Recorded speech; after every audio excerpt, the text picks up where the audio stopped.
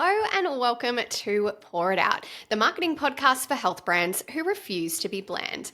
I'm your host, Rachel Hawkins, and today I am joined by my amazing co-host, Christina Mollenhauer. Hey, Christina.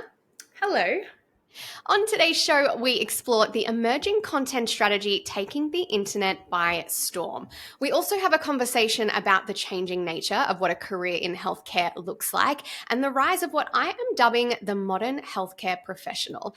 And then we answer a question from our community. I post consistently on Instagram, but why is no one buying from me?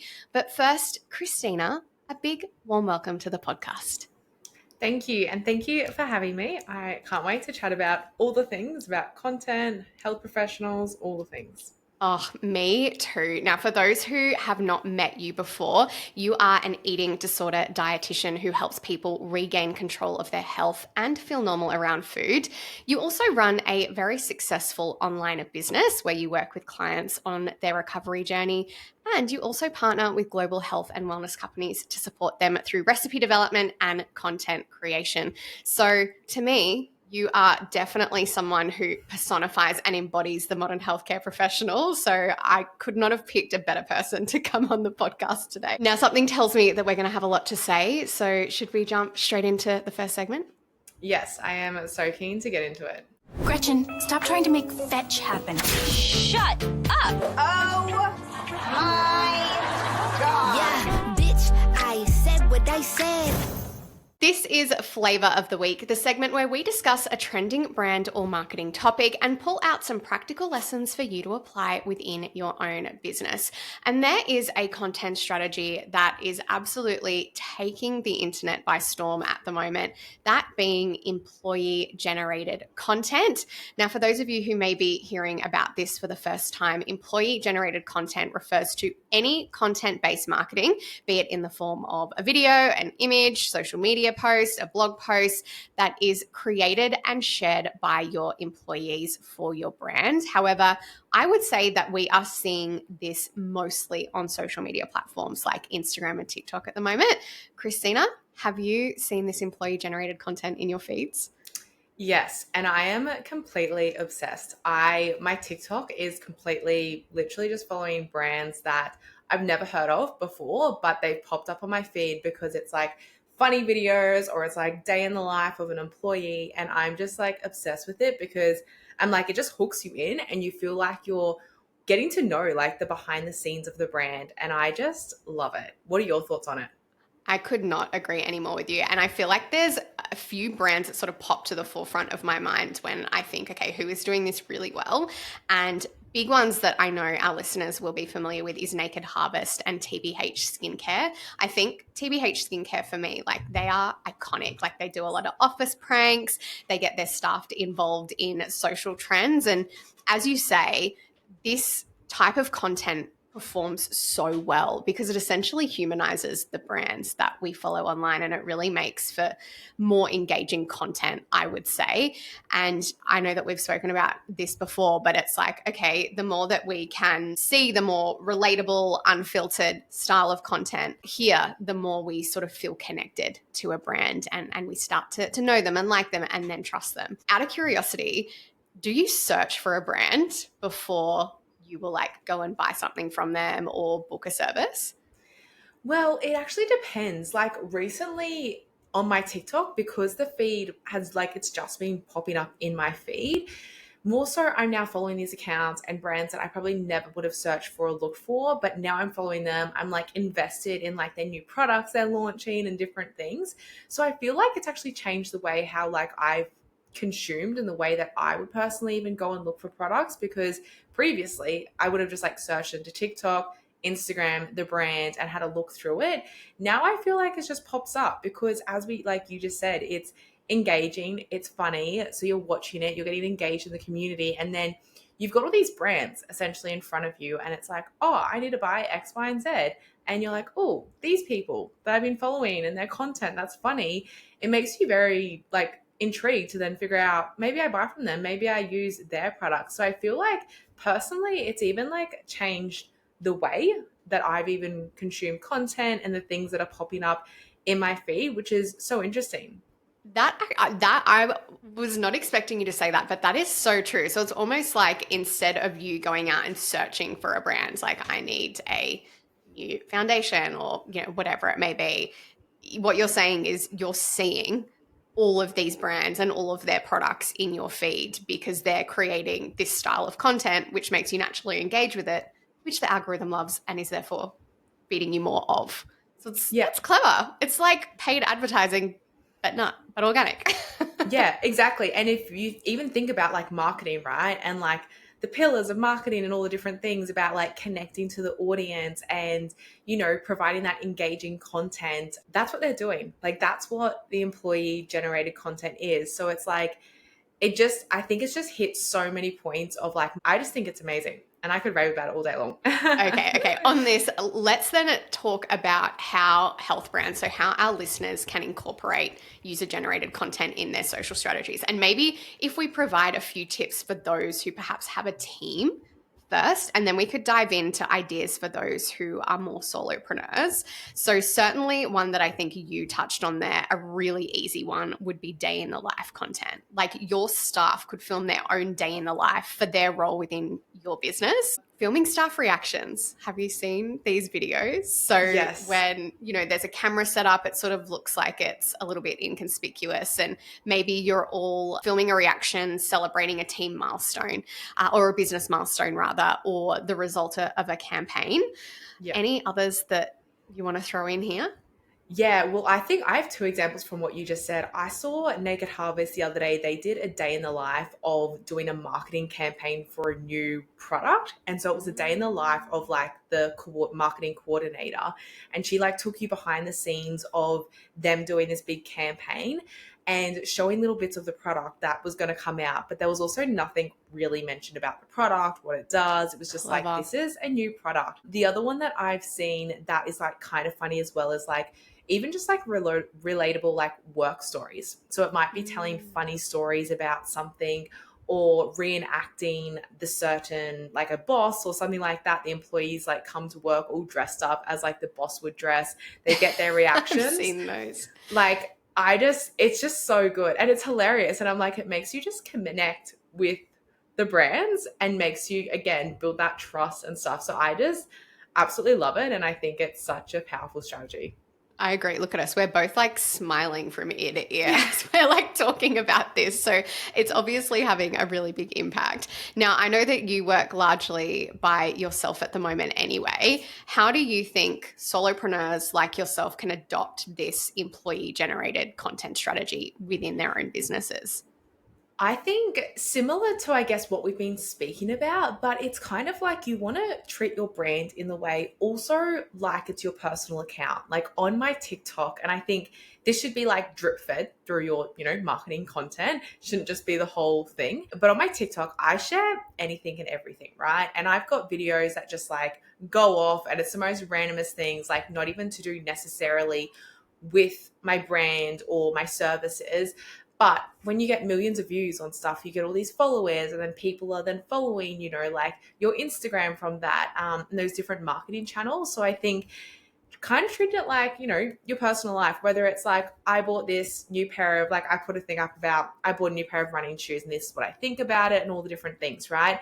In a way, I'm actually engaging with my ideal client because it's someone who active, someone who loves a healthy lifestyle, but I'm not promoting my services. But then if they follow along, they'll see other content within that. So I think almost, doing the daily vlogs, right? And making them entertaining. So starting the video, for example, with something happened in the day. You'll be like, you never believed X, Y, and Z, right? And then going through the day in the life or doing trends that are popping up and then making the twist relevant to your brand or the service you offer. Yes. Do you have any suggestions of how you could do this as a solo health professional with their own brand? Yeah, so I was thinking exactly that. I was thinking adopting the use of trends. And I know that something we did in my business late last year was the Gen Z trend. So it was like Gen Z writes a sales script or Gen Z edits an announcement video. So you can almost like pretend that you have like a Gen Z intern working with you and sort of edit, a video alongside that trend per se. But just on your suggestion of kind of like the vlogs, I'll tell you someone who is doing this really well at the moment. She's a dietitian, Grace Field. She's doing a vlog series at the moment, which I think is really clever. So if anyone is listening and they want an example of how like a vlog series can really be utilized to humanize your brand and really pull on all of, I suppose, the reasons why that employee generated content works so well, I would definitely check out her page. I think I've seen, same thing where I've seen other health professionals do these different series or even just start to bring more of like their personal life into things. And now you're like following along with all the ins and outs of, different things they do. And it makes you engaged again and like want to follow along and listen to, whatever they're going through or whatever they're sharing online. For sure. So employee generated content, get around it, guys. That's hot. I got you. How do you know what's good for me? That's my opinion! This is a Hot Take, the segment where we discuss and give our opinion on a pertinent brand, marketing, and industry topic. And today we want to talk about the changing nature of what a career in healthcare looks like and the rise of what I am dubbing to be the modern day healthcare professional. Now, when I say that, does that make sense?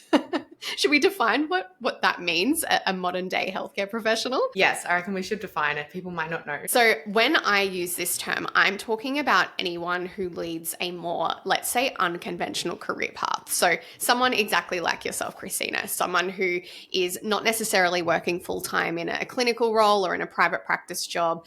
Maybe they're running their own business or they have their own podcasts or they're creating group programs or online programs, and they've really, I suppose, diversified their different revenue streams and income streams. Yeah, no, exactly. And I even think of exactly what I'm doing, as a unconventional career path.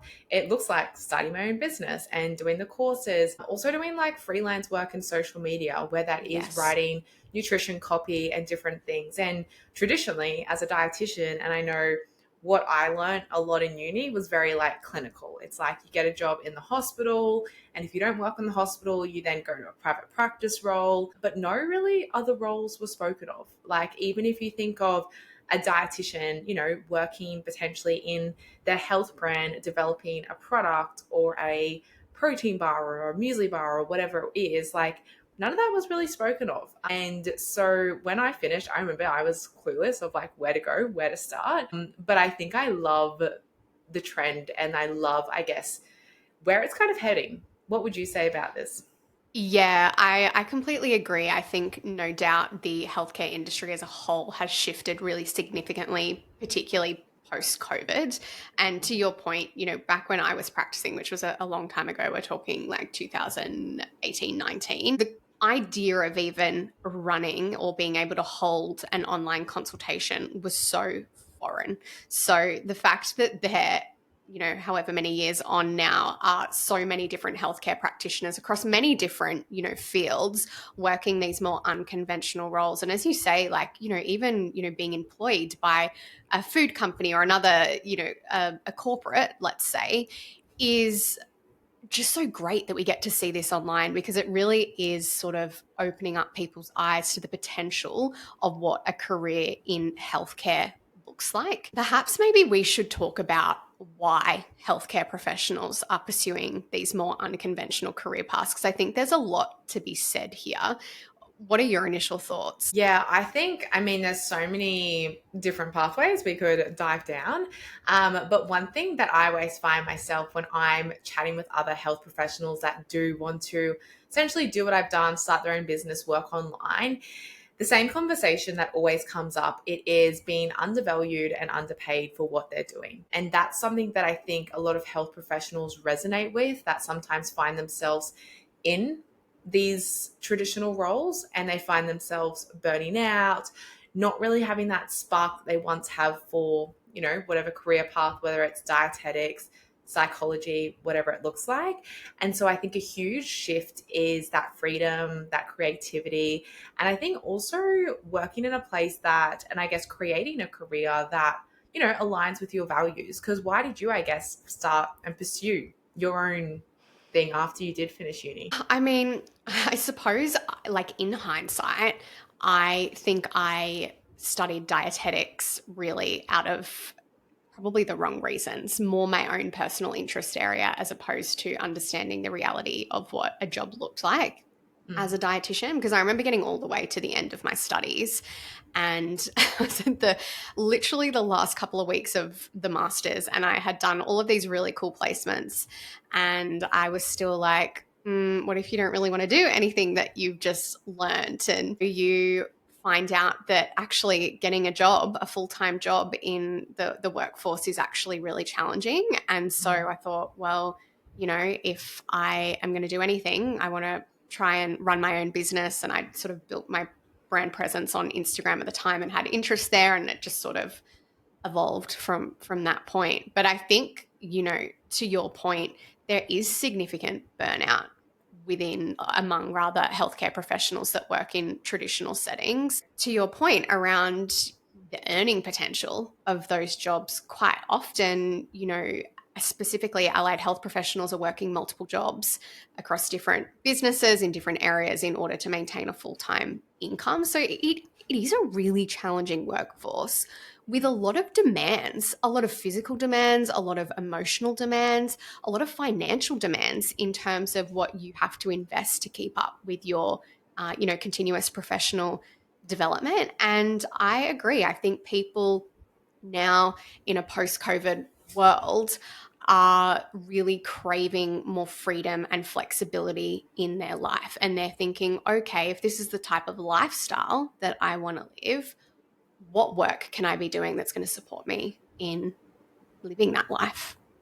Yeah, exactly. And I think lots of health professionals, they love what they do, but they also want to create a life that, as you said, that they can potentially get pregnant and have a family and also, potentially be at home for the kids for a bit, then also work as well. And as you said, like in dietetics, lots of people have multiple jobs to, be able to afford a family and do different things. So I think there's definitely a huge shift towards this unconventional path for, definitely all of those reasons. Yeah, totally. There's so many drivers, right, that have sort of like landed us where we are right now. Can we talk about the stigma that exists around these more non-conventional career paths? And I say that because my personal experience is that there was a lot of stigma around me as a dietitian back then working online. Gold standard was working in a clinical setting or in those more traditional roles. I remember, many a public debate being held by other dietitians online, should, as an example, dietitians work with food brands to promote their products, or shouldn't they? Are they destroying the industry and tarnishing our profession, or aren't they? Have you personally experienced any stigma around the work that you do? I think, yes, I definitely have. I think I was a few years behind you in my master's. So I think by the time that I came through, there was definitely some. And I do remember online, different health professionals would, have those conversations. Is it right? Is it wrong? But I think when I kind of got into this space, it was a bit more known. Like yourself, you were already in this space. So I was a few years behind that. But in saying that, like definitely. And I think, even if you talk about like family and friends and different things, like, going out on your own to start your own business, that does come with a level of, I guess, opinions, right? And so I think in this space, there can definitely be some stigma around it. I think we are changing and things are shifting. And I think what's cool as well is that people can look up to yourself and myself and see what we've done and actually go, okay, like maybe I can do this and maybe I can, do these different things in my career as a dietitian or a health professional that is different. As someone who's working in the industry now, do you feel like there is enough industry support for practitioners who are pursuing these different careers? I would say there could definitely be more. Wouldn't say there is enough. Would say there definitely could be more, because I think overarching there's still a big focus on the traditional settings and the traditional roles. So I definitely think there could be more support, but I think outside of the industry, there's so many places you can go for support, which is something that I think is very beneficial and grateful to have that there. Yeah, definitely. I think that seems to be the, I suppose what I'm hearing from other practitioners in other, fields within, the healthcare space as well, that, governing bodies are sort of, clocking on, and universities to, I suppose, how the employment landscape and how the job landscape has changed, and they are really trying to accommodate now. But certainly, as you say, there are, so many people that you can turn to outside of the industry. I suppose I just want to wrap up the conversation by saying that I'm aware we are very much coming at this with a lot of bias, because we are, both dietitians, or I used to be a dietitian, so our experiences from within the dietetic and the nutrition industry. But of course, this conversation does apply more broadly. When we talk about, the rise of the modern healthcare professional, is this a good thing for the industry? Is it a bad thing for the industry? Where does your opinion sort of sit here? Say probably exactly as you've just said, very biased, but I think it's a great thing. Yeah, because I think I honestly think it gives so much more opportunity for people to step into more creative roles within their career, but also step into, like, there is so many more employment opportunities available outside of those clinical roles. In the clinical role, you're a dietitian, you're a senior dietitian, but outside in these more unconventional roles, there's so many different things that you can do, which actually in a way gives dietitians so much more room to grow and so much more opportunity in their work field. Yeah, and I think the same can be said across, many different fields. And at the end of the day, like, I think probably the biggest argument against this being a bad thing for the industry would come down to the businesses that you would work with, or the brands that you would work with, whether it be through, social media collabs, or maybe you're working in a marketing position, or a, product development position for a company. I really do think that the responsibility really falls back on a health practitioner, much like you would make recommendations to a client in, a more traditional clinical setting. You likely wouldn't align with brands that don't align with your philosophy as a healthcare practitioner as well. So yeah, I agree with you. I think overall there is a net positive effect here. Yeah, absolutely. You're doing amazing, sweetie. It's amazing. You're a hustler. Name 'em. Name 'em. Name 'em. This is Toastworthy Brands, the segment where we shout out the brands that are doing amazing things online. Christina, who do you have for us today? I have Beck Stewart. Now, she is a business owner of the brand The Habit Tracker and also the podcast In Her Power. And if you search Beck Stewart into Instagram, I'm sure she's going to come up. She has thousands of followers, hundreds of thousands of followers, but her content is just next level. It is engaging. It is all around, I guess, improving yourself, the future you. She has kind of, I guess, branded herself as the future you, I guess, like person, where she's doing journal prompts with you. She's running different challenges. She gets the community engaged. And I think I just love her episodes. I love her series that she does on her reels because they're so creative. They're so engaging, but as well, like, she is talking about her products throughout it. So in a way, she's also, and she's, she would know she's doing this, selling her own products, right? Through that as well, selling her challenges, selling her courses, all those different things. But it's so engaging, and it's a cool way to get an insight into someone's life. But I think, her content is just 10 out of 10. I love it. And she's actually I saw recently, she's just launched a new journal for her brand called the Future You Journal. And she's been doing that series for a couple of months, like, on her Instagram. So really warmed up the audience and then launched a product, which that's just... Bravo to Beck. That sort of indirect marketing that she's doing is the same sort of effect that the employee-generated content has that we were talking about later, right? It's like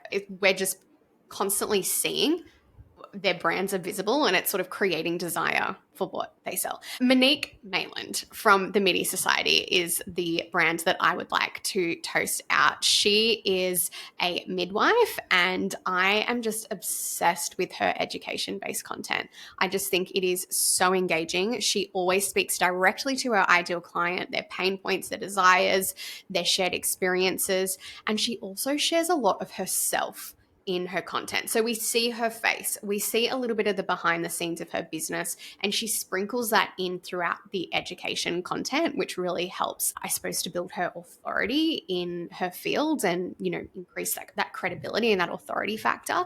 So yeah, I just think her content strategy strikes that perfect balance of authority and connection and that humanness that we were talking about before. So I will link both of these guys in the show notes. Just answer this question. Receipts, proof, timeline, screenshot. Oh my God, I'm lit. This is Straight Shot, the segment where we answer a question from the Pour It Out community. And today we have a question from a naturopath that says, I have been on Instagram for over a year sharing content consistently with my audience. My following has grown and my content seems to perform well, but I hardly ever have people inquire about my services or book to work with me. What am I doing wrong? Christina? Would you like me to take this one, or do you? I'll add a couple of points and then I'll let you take it. But I feel like this is like the $1 million question when it comes to content. And I feel like I have this conversation with people all the time. And I found myself in this position like years ago when I was studying. I was like, you know, I'm doing quote unquote all the things. I'm posting consistently. I'm doing all the things, but you know, I was struggling to get inquiries. And I remember you spoke to me about this, but it was a lot around changing my content, right? And instead of just essentially free recipes, all value content, it was really focusing on speaking directly to my ideal client. And one thing that I think is just so important, and again, something that I've been having conversations about, is when you are speaking to your ideal client, saying, you know, someone has bad body image, like, yes, that's, you know, speaking to them, but you want to get so clear and speak so direct to it. As for an example, you would say, like, do you wake up and the first thing you feel is just this gross feeling when you look in the mirror? You feel gross, you feel ugly, you feel uncomfortable in your body. You then spend your day thinking all day long about your body. Like, that's how you speak to your ideal client, not necessarily do you have bad body image, right? Because that's so broad. And you want your ideal client to be able to self-identify in your content so they can follow on. So then when you speak about your services, they go, oh, she can help me because she's speaking to me. So I think that some things that you can think about when, you know, you have all this content, but you find you're not getting as many inquiries. What would you add to that, Rach? Well, I do agree with you. I think that is really great insight. I would expand on what you've just said by saying that getting the results that you want to see in your business, so getting people to buy from you or book in for one of your services, it really comes down to understanding what type of content drives what type of results within your business. So usually when I'm talking about this, I'll have a visual, right? So if you're not driving, just Google the marketing funnel, and I want you to look at the first 3 stages of the marketing funnel. We have the awareness stage, then consideration, and then conversion as the 3rd stage. So what this funnel is a visual representation of your ideal client's buyer's journey with your brand. So from the moment that they're first made aware that you exist at that awareness stage of the funnel to when they're then considering working with you and, you know, looking at your services and your products at the consideration stage with the funnel, and then finally to when they buy from you at that conversion stage there. So in order to get people to buy from you, you need to be sharing content that works at every single stage of that marketing funnel. And to your point, Christina, you're so right in that what I think this person is doing is they are obviously sharing value-based content with their audience, right? Perhaps it's trend-based content that seems to perform well from Instagram's standpoint and how the algorithm works. So that would all be content that falls at the awareness stage of the funnel, right up the top. But perhaps what they're neglecting to do here is share content that builds that know, like, and trust at the consideration stage of the funnel. Because as we sort of spoke about earlier in this episode, someone needs to know you, like you, and trust you as a brand before they're ever then going to work with you at the bottom stage of the funnel there. So exactly what you were talking about there is sharing content that really establishes and builds the connection that someone feels with your brand. So what Christina was talking about there in terms of really speaking to your ideal clients' pain points and desires and, you know, those shared experiences, that is what is going to resonate with someone and hook them in. That employee generated content that we were talking about at the beginning of the episode, that's going to do a really good job of that as well. Doing any type of myth busting content or any type of educational based content where you're able to demonstrate your expertise and you're able to show people, hey, look, I know what I'm talking about here. That will help to build your authority, right? So it's building that know, like, and trust. So then when you share a post advertising your services, people are more likely to want to work from you. So work with you rather. So what I do think is happening here with this community member is that perhaps they're not sharing that content, which works at the consideration and conversion stage of the funnel. So I would suggest having a go at sort of mixing up your content strategy, take a lot of the practical tips that we've offered to you in this episode, throw them in there and just see how you go over 4 to 6 weeks. I could almost guarantee you that you will see an increase in inquiries. Definitely. And would you recommend health professionals to post like direct, sales promotion posts within their feed as well? And what could that even look like if potentially there's a health professional that feels a bit hesitant about, being very salesy to use? Oh, I hear that all the time. Yeah, it's like, I don't like to sell. I feel salesy. Yeah. Okay, so what I would say to you is that you absolutely need to share content that talks about how you can help people, or in other words, how people can work with you. So it could be through consultations, it could be through a course, a group program, maybe you do in-person workshops, whatever it is that you offer in your business, you need to post about it and you need to consistently talk about it. Now, typically speaking, straight promotional style posts. So let's say you share a carousel post on Instagram and it says ways you can work with me, right? And you have maybe 3 different offers as an example. That I could probably guarantee you is not going to perform that well from an algorithm perspective, right? But that doesn't matter because that's not why we've shared that post. The reason that we've shared that post is so that you have made it very clear when someone is ready to work with you, they know how to work with you and feel invited to reach out and connect with you. So that's why we always want to be talking about our paid offers. And I think this is where people can get a bit stuck because you kind of get stuck in like the Instagram game or the TikTok game. And if you're not, getting the engagement that you liked, you're like, oh, it's a failure of a post. But I can tell you some of my best performing content pieces on Instagram have not led to one single sale. Whereas some of my worst performing content pieces have led to many inquiries, which has generated a lot of money within my business. And I'm losing my voice now. But suffice to say, I do think that promotional style content is a really important part of your content strategy. So do make sure you sprinkle it in. And I think as a business owner, when posting online, I think what I always say is like the sooner you can almost like let go of the metrics, even though they're important in different things, but as soon as you can like let go of that, because I think if you're always following the metrics of how many views something got or how many shares or whatever, you'll probably feel pretty disheartened and you'll probably just be chasing different trends and things like that and not having any real purpose and strategy behind your content. That's right. I could not agree more. And like to your point, the insights are just one part of the bigger picture, right? Yeah. So yeah, I think that's a great place to end the conversation, a great place to end the podcast, actually. Thank you so much for coming on and joining me today. That's all right. Thank you so much for having me. I always appreciate you. And yeah, it's been such a fun conversation. It has been. I've really enjoyed it. Now, for those who would like to connect with you online, where can they find you? You can find me on Instagram at Christina Mollenhauer. I'm sure Rach is going to leave it tagged in the show notes to save me spelling out my ridiculously long name. Absolutely. Otherwise, same thing, ChristinaMollenhauer.com. You can find all the things, my podcast, and all the different things that I do over there. Amazing. Yes, I will absolutely link that in the show notes for everyone. Now, if you enjoyed listening to this episode and would like to support Pour It Out, there's one thing that you can do, and that is to leave a rating and review for Pour It Out on Apple Podcasts or Spotify. Maybe you may even like to tell a friend or two about the show, because this does help us to reach more people.